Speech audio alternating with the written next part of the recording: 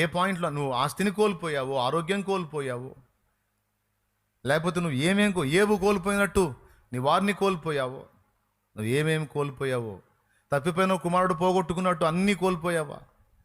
చివరికి ఆహారమే లేని స్థితిలో ఉన్నావా? తండ్రి మీద తిరుగుబాటు చేసి ఆత్మీయతలో పోయినావా? అయితే తిరిగి తండ్రి వైపు మళ్ళుకో. విశ్వాసాన్ని బట్టి కోల్పోయినవన్నీ తిరిగి నీకు అనుగ్రహించడానికి అదే ఆధారం.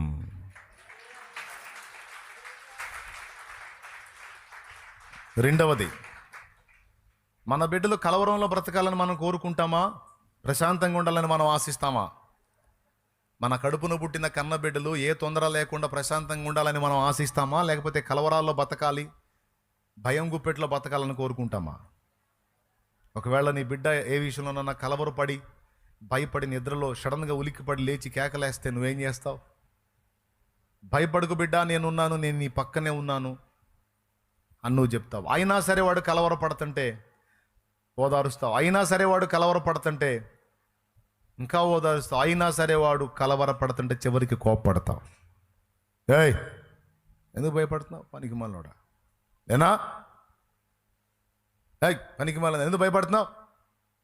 నేనేనా ఉన్నానని చెబుతుండే పెద్దగా లేనిది అని కోప్పడతావు.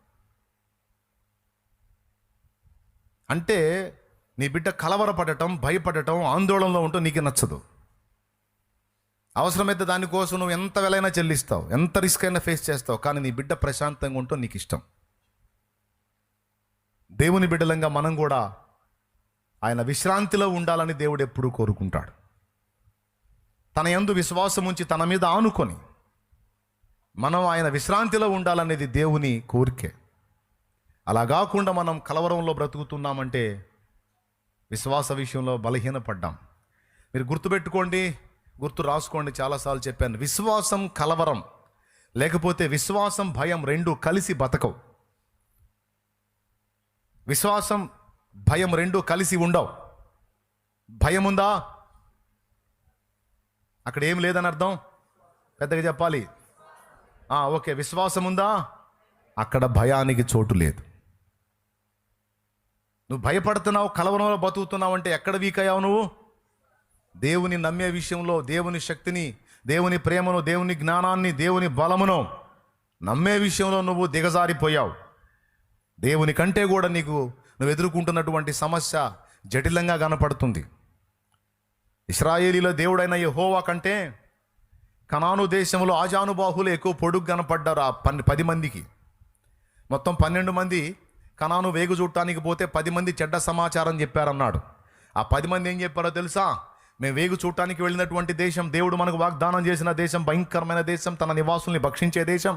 అక్కడ ఆనాకు వంశీకులైన నెఫీలీ జాతి వాళ్ళని చూసాం. అమ్మో, వాళ్ళు మామూలు పొడుగులేరు, అంత పొడుగున్నారని వాళ్ళ పొడుగుని గురించి వీళ్ళు చెప్తారు. వాళ్ళ దృష్టికి మేము మిడతల్లాగున్నాం, మా దృష్టికి కూడా మేము మిడతల్లాగున్నామన్నారు. వాళ్ళ దృష్టి నీకెందుకు, నీ దృష్టి నీకెందుకు? నువ్వు చూడాల్సింది ఏ దృష్టితో? ఎవరి దృష్టితో? దేవుని దృష్టితో. సమస్యను నువ్వు దేవుని దృష్టితో చూడకుండా, దేవుని కోణంలో చూడకుండా, వాళ్ళ దృష్టితో చూసుకొని, నీ దృష్టితో చూసుకొని, వాళ్ళ దృష్టితో నిన్ను చూసుకొని నేను చాలా మిడతలాగున్నానని, నీ దృష్టితో నిన్ను చూసుకొని కూడా నేను పెద్ద బలహీనుడిగా ఉన్నానని అట్లా ఎందుకు నువ్వు దిగజారుతావు? అక్కడ దేవుడు కోప్పడ్డాడు.